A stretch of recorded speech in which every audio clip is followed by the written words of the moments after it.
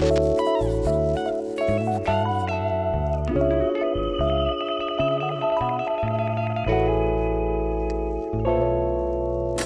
everyone, it's Sam with Mind's Eye Mastering, and today I'm going to do a studio tour of my setup in 2025.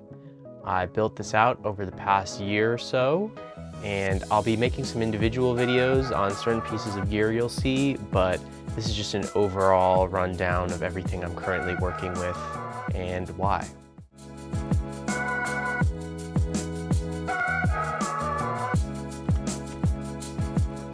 Alright everyone, welcome to the studio. So to start, I am in my apartment, which I rent. So I've had a lessened amount of work that I can do in terms of acoustic treatment, but I've learned a lot to maximize the space, and I'm really happy with the results I'm able to get when monitoring for mastering. So to start with the acoustic treatment, I've got left and right first reflection points, as well as a cloud, some front wall treatment, and some cheap corner treatment here as well, just to kind of do a little bit with some tough spaces there. But more importantly, these panels are built by Music City Acoustics. I installed them myself. The cloud I had help with from their lead installer, who's a friend of mine, Chris. And it was really straightforward. Their hardware and install instructions are super straightforward and easy to use. So I was able to get that up within a span of a couple of days. And those really help tighten up the stereo imaging and really treat a lot of the low-end problems within this room. So this may look like a regular curtain, but behind it is actually 2-inch thick 703 insulation, which I actually have hung by, if you can believe it, this is a command strip broom handle holder. So I have one of those on each corner, and that is suspending the whole curtain rod here, but it kind of helps deaden that front wall, which, you know, really traps or, you know, helps kind of absorb that troublesome low end that can kind of first come off of the speakers. All right, let's get into the actual studio setup here. So to shout out the chair really quickly, I've got the Stealth Ergolab executive chair. This has been such a huge improvement on my posture this year, and now my back doesn't hurt at the end of a long session. It's honestly one of the best investments I made outside of my monitoring. All right, but let's get into the good stuff here. So monitors I'm currently using are Unity Audio Super Rocks. They're sealed design with ribbon tweeters, and I don't have a sub. I don't really find I need it, and when I do need to check sub energy, I've got my Allo Audio X1s.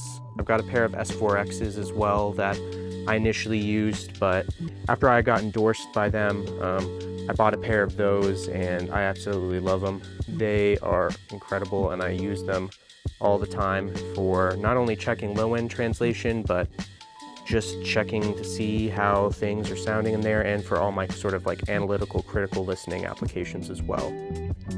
So the monitors themselves are on sound anchor stands, which were quite a pain to set up alone, but pretty incredible the difference they make on tightness of the stereo image.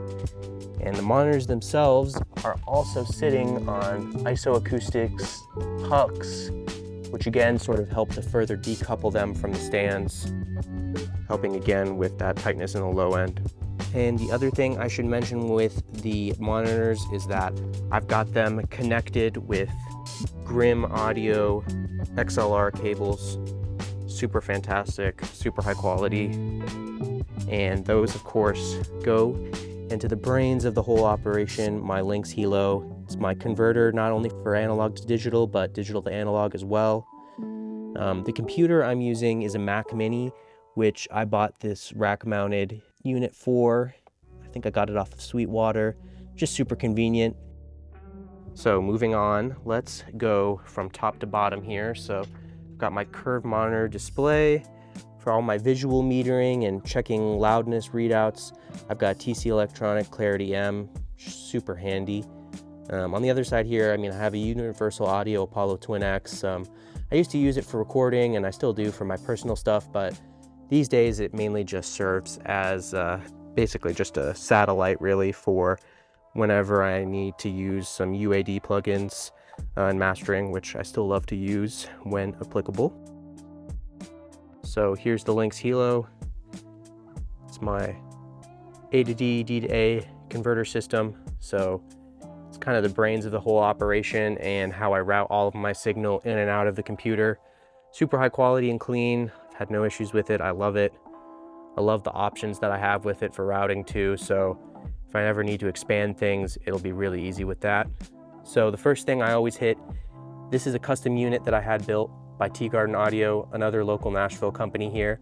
It's actually a stereo mic pre in its default setting, but I basically use it as a switchable transformer color box. So I can put it in discrete mode, which actually would mean no transformers at all, or if I engage transformer, I can then go and switch between either vintage Neve, API, or nickel. Nickel is their sort of proprietary Cinemag style transformer.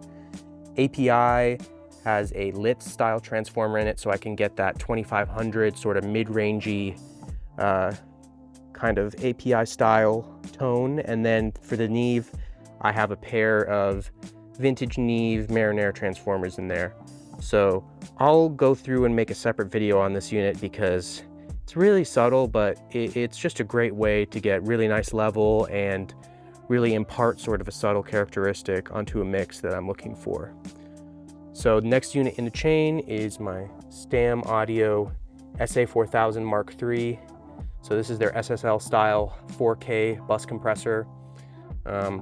I have the Fairchild mod on it, so I can engage a output stage with Fairchild style tubes and transformers if I want, which does a really nice thing to the low end and the highs sometimes.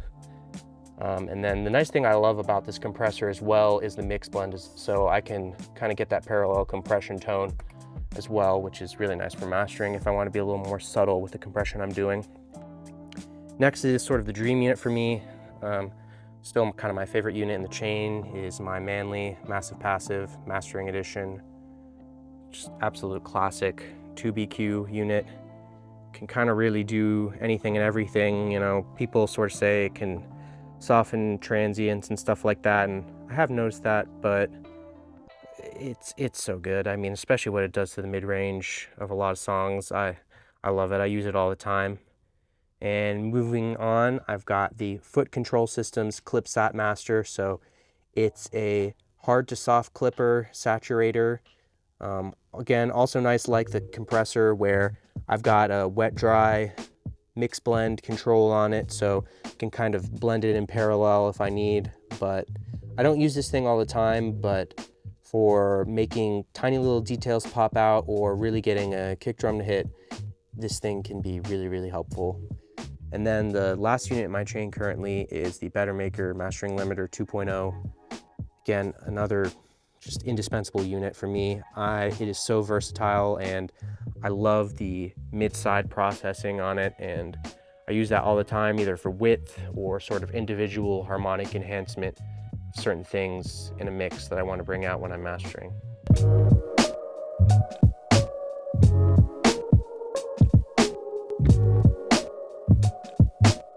Thank you all for watching. I appreciate you checking out this video. Please take the time to like, subscribe, or share your thoughts down in the comments below. And if you want to get in touch with me just to talk music, or if you're interested in mastering or mixing feedback, you can reach out to me via my contact information in the description.